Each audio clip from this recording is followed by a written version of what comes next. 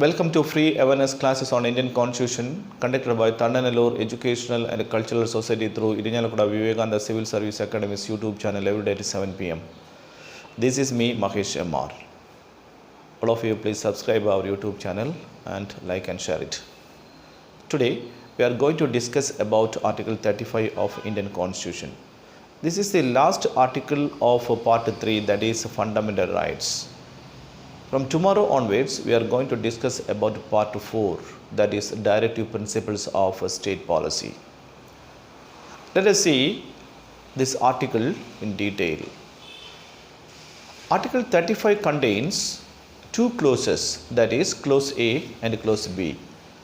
And this clause A also contains two subclauses in the form of subclause 1 and subclause 2. Let us see these. According to Article 35 Clause A, it empowers the Parliament to make laws for the enforcement of certain fundamental rights. In actual sense, there is no enforcement for the fundamental rights because we can enforce it directly. But in certain cases, Parliament has to restrict the fundamental rights of certain sections. That's why they are making certain laws or certain acts. That's very important thing. And here you see in Article 35 Clause A, subclause 1, there are some articles in which needed these changes. Let us see first Article 16. According to Article 16, the equality of opportunity in the matters of government jobs. No person shall be discriminated only on the basis of religion, caste, race, sex, place of birth, descent, and place of residence while providing jobs. That is it. But here you see in Article 16 Clause 2 says, there should not be any discrimination on the basis of place of residence. But in same article, Article 16 Clause 3 says, with respect to the growth and development and also the upliftment of certain states or areas, Parliament can make certain laws to reserve some non-gazetted jobs for the people of a state on the basis of place of residence. On the basis of this, Indian 1957 Public Employment Act was passed. But later this was repealed. Even though in some states like Telangana and Andhra Pradesh, still we can observe the practice of some non-gazetted jobs on the basis of a place of residence. Let us see the next article, that is Article 32. Article 32 we already discussed.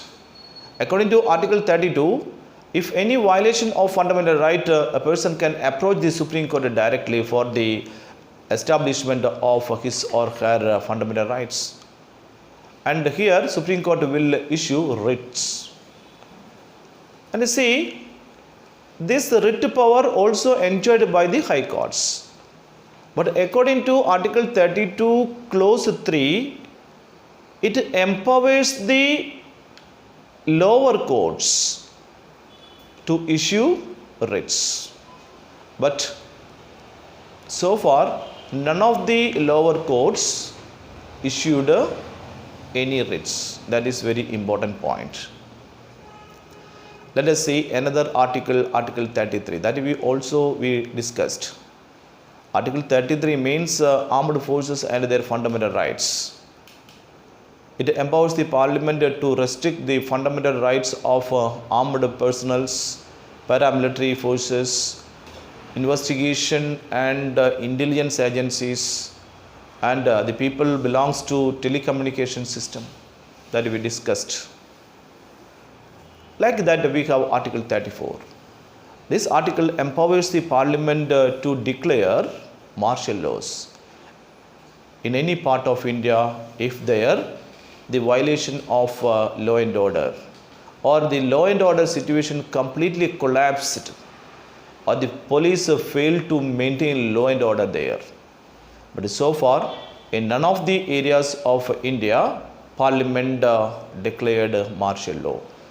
But one thing is very important here. During the time of the declaration of martial law, for the actions of military, the responsibility should be taken by the Parliament. That's very important. Let us see next Article 35, Clause A, Subclause 2. See, there are some articles in our fundamental rights without providing the complete sense.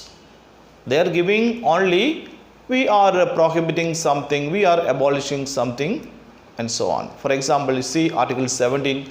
Article 17 says abolition of untouchability and all its practices.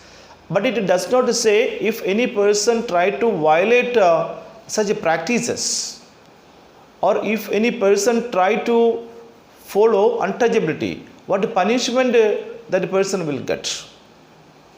See, according to the makers of the Constitution, they said they have the work to frame the Constitution in a right way. That's all. All other things to make acts or what punishment should be given, all such things will be decided by the Parliament in future. That was their concept, because at that time there had many pressure upon the makers of Indian Constitution.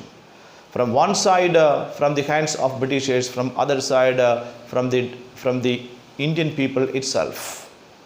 So that they provided all such things to the Parliament.